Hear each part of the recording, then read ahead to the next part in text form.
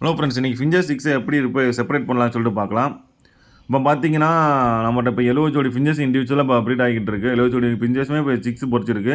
அது ஒவ்வொன்றா பிரிக்கலாம். ஒவ்வொரு கூண்டுலையும் பார்த்தீங்கன்னா 3 சிக்கு, 4 சிக்கு, 5 நம்ம 6 வரை நம்மளுக்கு ஃபிஞ்சஸ் வந்து நல்ல ரிசல்ட் கொடுக்கும்.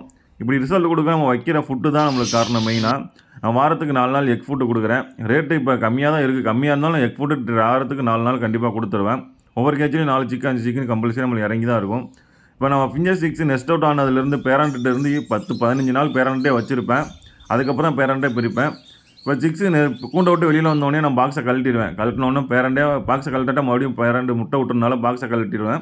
அப்போ தான் சீக்கிரம் நல்லா ஃபீட் பண்ணும். 6 நல்லா க்ரோத் நல்லாயிருக்குன்னு சொல்லிட்டு பார்த்திங்கன்னா, நம்ம கிட்டத்தட்ட இப்போ ஒரு 100 சிக்கு கிட்ட நம்மளுக்கு இந்த மாதம் வந்து நம்மளுக்கு கிடச்சிருக்கு. 100 சிக்கையும் பிடிச்சிட்டு வந்து நம்ம எப்படி செப்பரேட் பண்ணுறோம் பாருங்கள். இந்த மாதிரி பெரிய கேஜில் போட்டு விட்டோம்னா அது வரல ஃப்ரீயாக பறந்துக்கிட்டு இருக்கும். தண்ணி இறைய மட்டும் வச்சுட்டா போதும் ஃப்ரெண்ட்ஸ். தேங்க்யூ.